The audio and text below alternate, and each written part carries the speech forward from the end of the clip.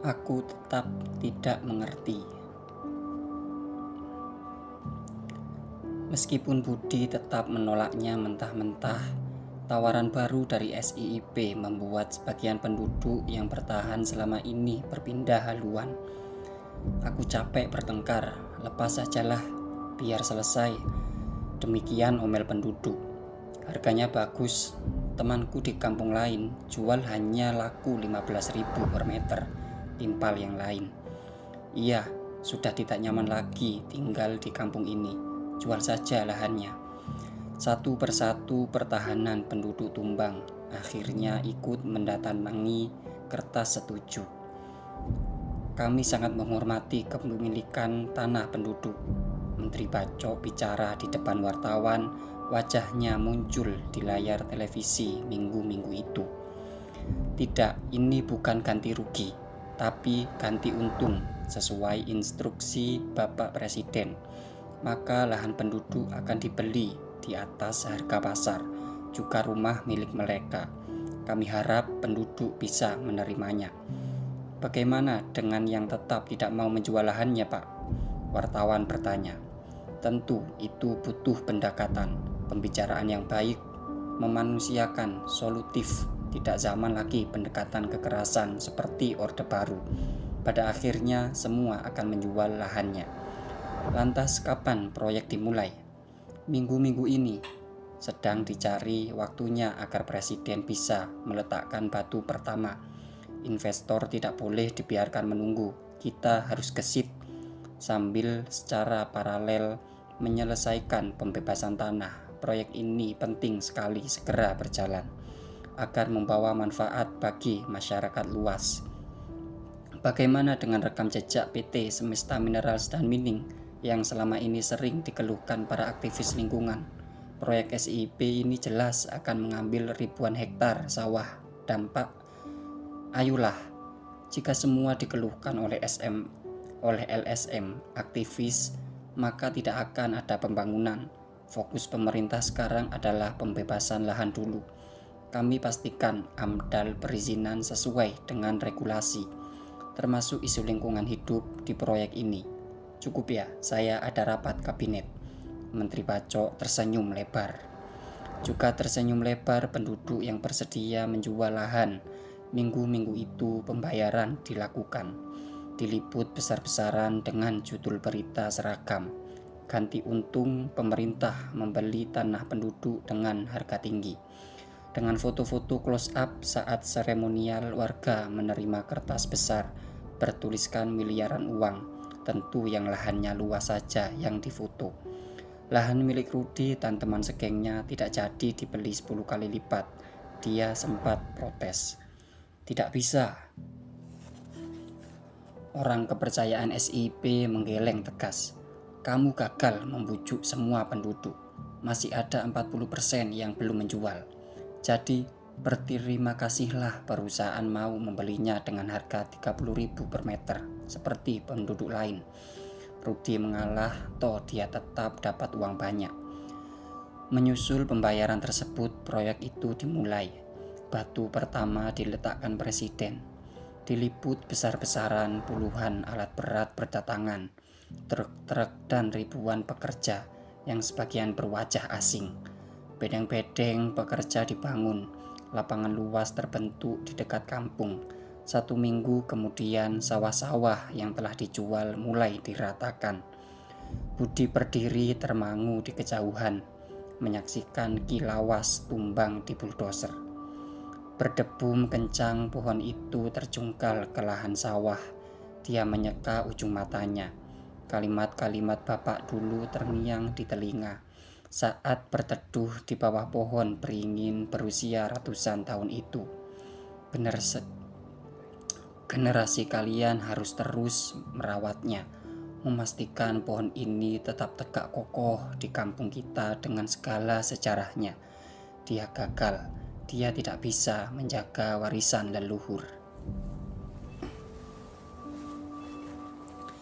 Sisa 40% penduduk mereka semakin terdesak. Setiap hari debu mengepul dari lahan yang sedang dikerjakan. membuat kampung itu semakin tidak nyaman ditinggali.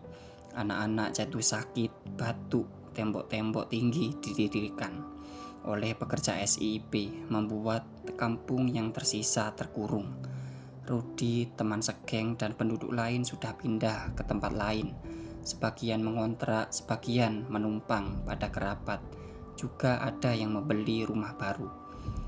Nanti sepulang dari sawah, tolong beli obat batuk, Mas. Istri Budi menggendong si kecil yang terkulai. Badannya panas, batuk-batuk. Iya, Dik, nanti Mas mampir ke warung di kampung lain. Budi mengangguk. Pemilik warung di kampung itu sudah ikut pindah. Tolong jaga ibu, kondisinya juga tidak sehat. Iya, Mas.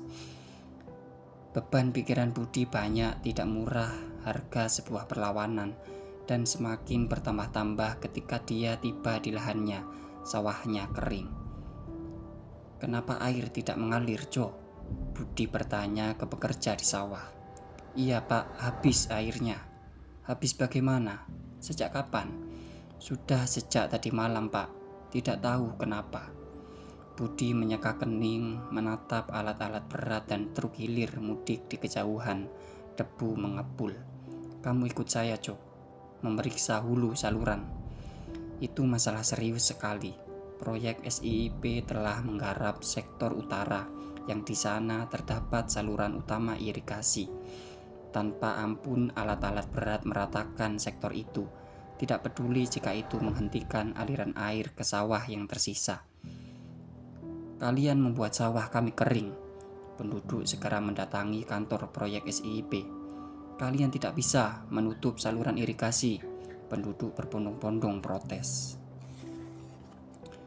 Tentu kami bisa, bapak-bapak, jawab tegas orang kepercayaan SIIP.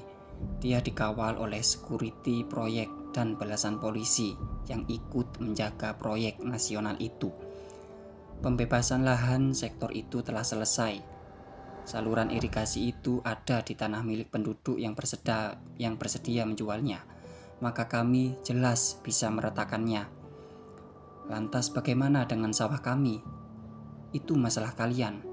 Orang kepercayaan SIIP mengangkat bahu. Dasar bajingan, Budi berteriak marah.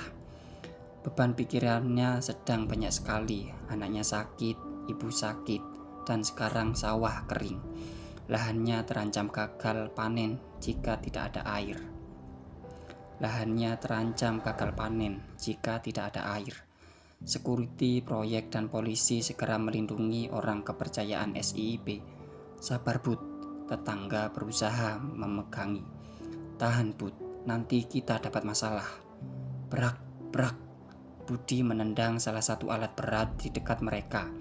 Berteriak-teriak hingga suaranya habis. Hanya itu yang dilakukan Budi, tidak lebih, tidak kurang. Kemudian dengan langkah kontai dia pulang ke kampung bersama penduduk lain. Mas, obat batuknya mana? Istrinya bertanya sore hari. Budi menggeleng, menghempaskan punggung di kursi. Dia lupa. Esok pagi-pagi puluhan polisi berdatangan ke rumah Budi. Ditangkap dengan tuduhan merusak alat berat, mengganggu proyek nasional, memprovokasi warga. Panjang sekali isi surat yang dibawa polisi yang menjemputnya. SIIP memiliki saksi-saksi kejadian, juga rekaman karena ada security yang membawa kamera. Budi termangu. Bapak harus segera ikut kami. Polisi berseru tegas. Borgol dipasang, dia seperti penjahat besar atau buronan koruptor kelas kakap. Digelandang, didorong, kasar naik ke atas mobil petugas. Anak-anaknya menangis, juga istrinya. Penduduk lain berseru-seru sedih. Ibu hanya berdiam, berdiri, berpegangan di bingkai pintu agar tidak terjatuh. Kembali ke ruangan 3x6 meter. Bagaimana saudara saksi tahu kejadian itu? Bukankah saudara telah pindah ke tempat lain? Pimpinan sidang bertanya. Ada yang memberitahuku, yang mulia. Meski tinggal di tempat lain, aku masih sesekali mendapat informasi, cerita. Dan aku juga menemui Budi di kantor polisi seminggu setelah dia ditangkap. Kenapa saudara menemui saudara Budi? Dia tetap adikku yang mulia, Rudi menjawab ketus. Aku tahu, tapi hanya karena itu. Rudi diam menggeleng. Aku datang menemuinya karena SIIP memberikan tawaran. Jika dia bersedia menjual lahannya, SIIP tidak hanya membelinya lebih mahal dengan harga 40.000 per meter, tapi juga membatalkan tuntutan hukum merusak alat berat SIIP dan tuntutan lainnya. Aku berusaha membantu Budi menemuinya di sel tahanan. Lantas, apa jawaban saudara Budi? Dia menolaknya. Rudi menjawab kesal. Aku tidak pernah bisa memahami cara berpikir adikku yang mulia. Dia keras kepala, memilih masuk penjara dibanding mendapat uang. Bodoh, apa susahnya dia mengalah? Tidak ada loh yang mau merebut paksa lahannya. Perusahaan datang mau membeli dengan harga bagus, berkali lipat dari harga pasar. Apa susahnya dijual? Tidak perlu dibuat rumit, apalagi sampai merusak alat berat. Rudi mengomel. Budi yang duduk di sebelahnya hanya diam, menunduk menatap meja. Tidak hanya Budi yang ditangkap hari itu, juga beberapa penduduk yang ikut bersamanya saat protes irigasi utama diratakan. Pengadilan digelar, saksi-saksi dipanggil. Hakim memvonis penduduk penjara 3 bulan, sementara Budi divonis lebih lama 6 bulan. Bagaimana kabar ibu di rumah? Budi bertanya saat istrinya menjenguk di penjara. Begitulah mas, kadang terlihat sehat, kadang kambuh lagi batuknya. Si kecil sudah sehat, tapi dia sedih. Sedih kenapa? Sekolahnya diratakan mas. Budi terdiam. Proyek SIIP terus menghabisi lahan-lahan yang telah dibebaskan, termasuk bangunan sekolah, balai kampung, entah bagaimana teknis ganti ruginya. Tetapi itu pasti dengan mudah diurus oleh SIIP. SD itu adalah tempat dia dulu sekolah, juga tempat sekolah orang tuanya. Kakek nenek panjang sekali sejarahnya bagi orang kampung. Lenyap sudah. Mas mau makan? Aku membawakan nasi sambal, juga tempe goreng kesukaan mas. Istrinya membuka bungkusan plastik. Budi mengangguk mencoba tersenyum menatap wajah istrinya. Dia tahu istrinya berusaha tampil seriang mungkin. Beban berat juga mengimpit istrinya, bertahan hidup tanpa suami di rumah, mengurus ibu, mengurus 2 anaknya. 6 bulan berlalu tanpa remisi seperti yang dinikmati koruptor kakap. Budi akhirnya keluar. Tidak ada perayaan, petugas membacakan surat, mengantarnya hingga gerbang penjara. Budi keluar, petugas menutup pintunya. Selesai. Jika kalian mau menjual lahannya, jual saja. Itu kalimat Budi saat penduduk tersisa berkumpul, termasuk penduduk yang keluar penjara lebih awal. Tidak begitu rumusnya. Kalau Mas Budi tidak menjual lahannya, aku juga tidak. Salah satu penduduk menggeleng tegas. Betul, betul. Penduduk lain mengepalkan tinju. Budi menatap sekitarnya. Lampu teras 5 watt menerangi wajah-wajah warga. Jumlah mereka tinggal sedikit sekali. Tersisa 20% saja penduduk yang tetap gigih melawan.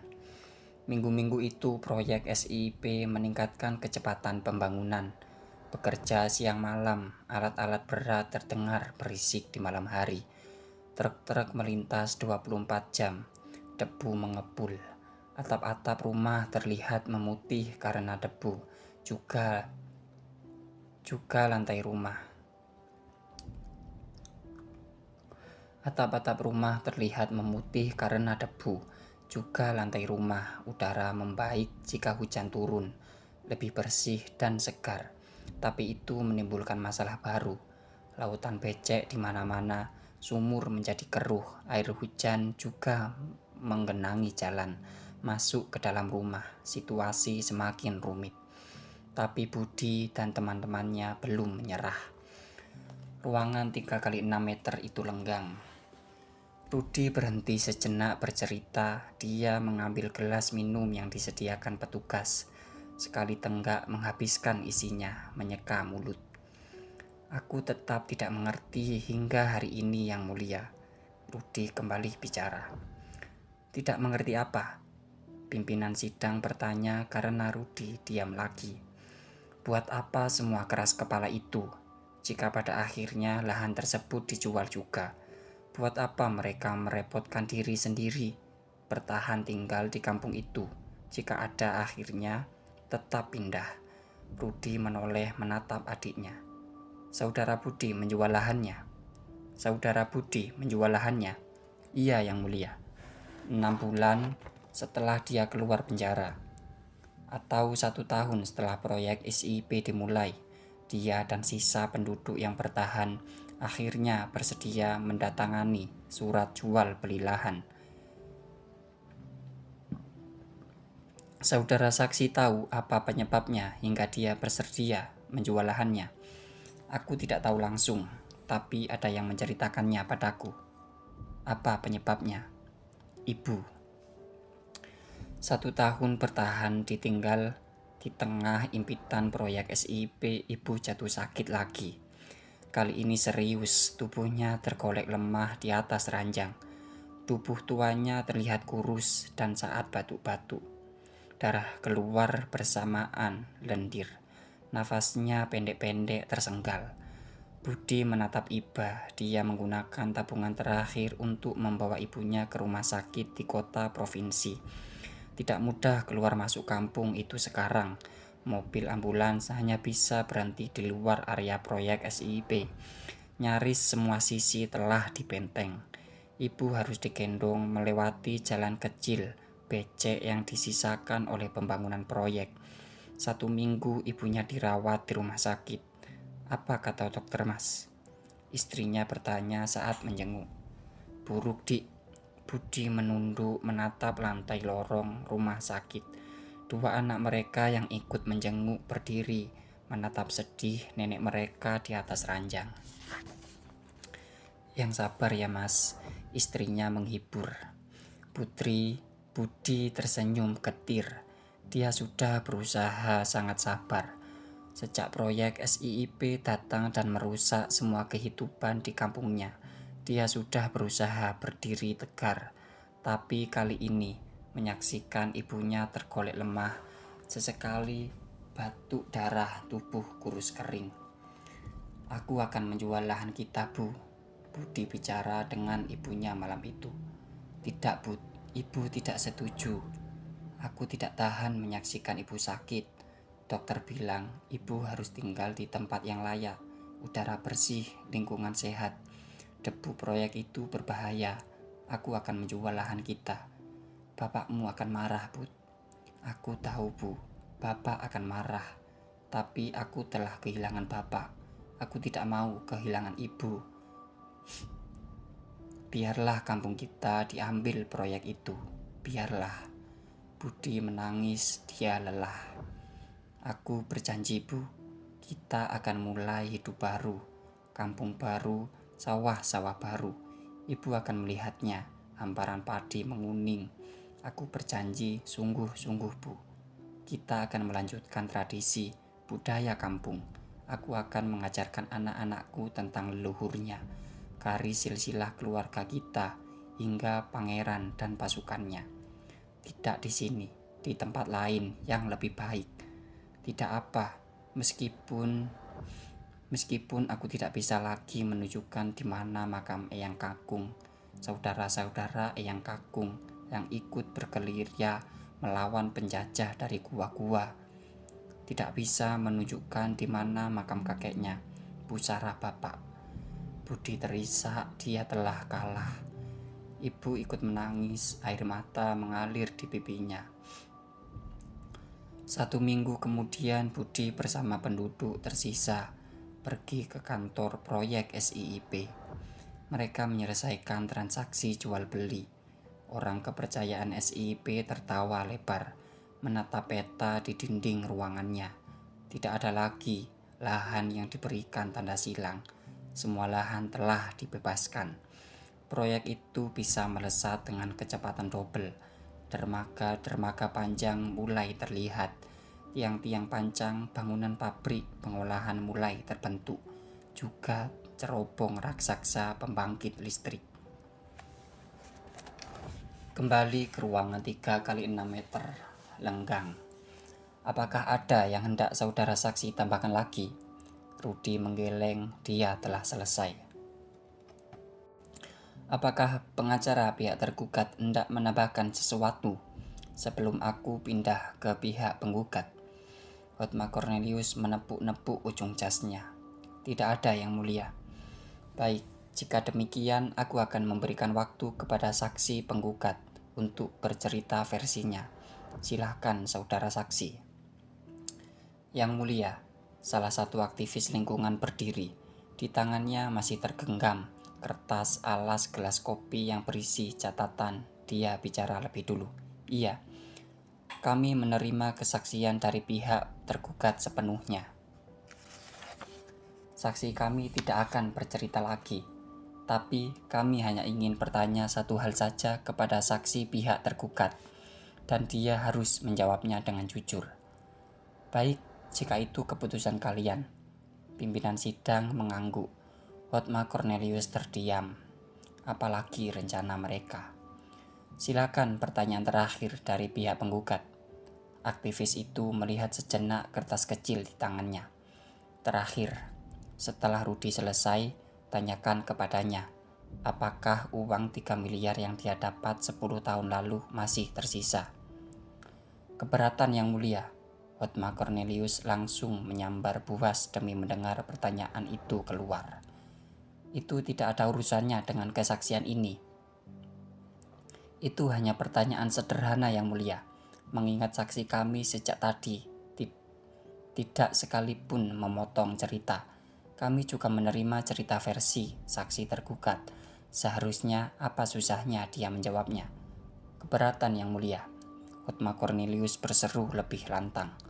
Keberatan ditolak. Pimpinan sidang menimpali. Saudara saksi dari pihak tergugat, silakan menjawab pertanyaan dari pihak penggugat. Hotma Cornelius menepuk sandaran kursi, kesal. Tapi dia tidak bisa mencegahnya lagi. Sementara Rudi giliran dia terdiam di kursi. Apakah uang 3 miliar itu masih tersisa? Itu mudah sekali menjawabnya, tapi lidah Rudi terasa keluh, mulutnya terasa berat sekali menjawab. Silahkan dijawab, saudara saksi. Pimpinan sidang mendesak. Uang itu, Rudi terdiam lagi. Semua mata menatapnya menunggu. Uang itu habis, Yang Mulia. Habis. 3 miliar. Itu bukan uang yang sedikit. Pimpinan sidang menatapnya. Memangnya saudara saksi gunakan untuk apa saja? Foya-foya. Rudi menghela nafas, menunduk. Dia gunakan untuk apa saja? Rudi tidak foya-foya. Persis dia mendapatkan uang itu, dia membeli rumah impiannya di kota kabupaten. Tidak persis seperti mimpinya saat SMA, tapi lumayan mirip. Rumah dengan halaman cukup luas, kolam renang cukup besar, dan pos penjaga di gerbangnya. Harganya 1,5 miliar, separuh uangnya. Dia juga membeli mobil keren yang terparkir tapi di garasi rumah baru. Harganya 500 juta, genap sudah mimpi Rudi. Sisanya karena tahu dia membutuhkan sumber penghasilan, dia belikan kos-kosan. Ada yang hendak menjual kos-kosan di dekat rumah. Pucuk dicinta ulam pun tiba. Rudi membelinya tanpa berpikir panjang. Rudi tidak foya-foya, dia lumayan cermat menggunakan uangnya. Tapi itu tetap tidak cukup. Dia lupa semakin besar rumah, maka semakin besar biaya operasionalnya. Listrik, air, belum lagi membayar pembantu rumah tangga, penjaga gerbang. Mobil keren itu juga membutuhkan biaya BBM, oli, perawatan. Sekali dibeli nilainya langsung turun, dan nasib dia tidak mengerti apapun tentang bisnis kos-kosan. Kos-kosan miliknya sepi, lokasinya buruk karena ada TPA yang dibangun di dekatnya. Itulah kenapa pemilik lama bergegas menjualnya. Dari 20 kamar yang ada paling hanya tersisa 2-3 saja. Biaya operasionalnya lebih tinggi dari pendapatan. Itu tidak semudah yang dia ocehkan dulu. Tinggal duduk-duduk uang mengalir. 1 tahun berlalu dia bahkan kesulitan membayar listrik kos-kosan. Tidak punya tabungan penghasilan minus. Menunggak 3 bulan, PLN memutus sambungan listrik. Rudi menyerah, dia menjual kosan itu dengan harga murah. Hanya separuh saat dia membelinya dulu. Lantas apa yang akan dia lakukan sekarang? Membeli sawah? Tidak mungkin, dia benci menjadi petani. Membuka toko? Dia tidak paham dari mana mendapatkan barang-barang yang hendak dijual. Membuka rental mobil? Modalnya tidak cukup. Baiklah, dia malas berpikir. Lebih baik menikmati hidup, toh dia punya uang tunai sekarang. Rudi luput memahami sifat unik uang. Sebanyak apapun uang, pada akhirnya habis juga. Hanya 2 tahun uang penjualan kosan tidak tersisa. Rudi bingung, alangkah cepat uangnya menguap. Rudi lupa jika dia butuh makan, minum, bayar listrik, juga membeli sabun, pasta gigi, pulsa, dan sebagainya. Lagi-lagi dia kehabisan uang tunai. Apa yang harus dia lakukan? Dia pengangguran, tidak punya sumber penghasilan. Terdesak, Rudi menjual mobilnya yang lagi-lagi dijual murah karena butuh uang cepat. 6 bulan giliran rumah besar itu dilego. Juga dijual rumah. Juga dijual murah. Dia pindah mengontrak, memutuskan mulai berhemat sambil mencari pekerjaan. Awalnya dia jual mahal, tak memilih pekerjaan yang bonafit karena dia merasa punya uang. Merasa dia bukan Rudi yang baru lulus SMA kerja serabutan. Tapi lama-lama uangnya terus menipis. Dia terpaksa kerja apa saja yang tersedia. 10 tahun berlalu. Uang itu habis total. Rudi akhirnya kembali ke kampung mereka yang telah berubah menjadi kawasan industri megah. Semesta International Industrial Park. Mencoba melamar pekerjaan di sana. Tidak punya skill, tidak punya keahlian, hanya mengandalkan kontak orang kepercayaan SIP dulu. Dia akhirnya diterima menjadi satpam gerbang di sektor 6. Itulah hidupnya sekarang. Membuka dan menutup gerbang untuk manajemen dan petinggi kawasan industri yang meluncur dengan mobil-mobil mewah. Di mana dulu kampungnya? Di mana dulu lokasi kuburan bapaknya? Di mana sekolahnya dulu? Kilawas, semua dihapus dari sejarah. Menyisakan Rudi yang sikap berlari-lari kecil, membukakan gerbang, membungkuk, memberi hormat, bahkan kepada anak yang baru lulus kuliah dan terima kerja di sana. Selamat pagi, Pak. Ruangan 3x6 meter itu lenggang. Saudara saksi, aku tetap tidak mengerti. Pimpinan sidang bicara, memecah suasana setelah Rudi menjawab pertanyaan terakhir. Iya, Yang Mulia. Rudi bertanya pelan. Buat apa semua keras kepala itu? Memaksa sekali menjual lahan milik saudara, membujuk tetangga, melakukan demonstrasi tandingan, dan sebagainya. Jika pada akhirnya saat saudara mendapatkan uang tersebut, bertahun-tahun kemudian ternyata uang itu habis juga. Rudi terdiam. 2 aktivis mengulum senyum. Hotma Cornelius melepas lagi jasnya. Dasar saksi sialan.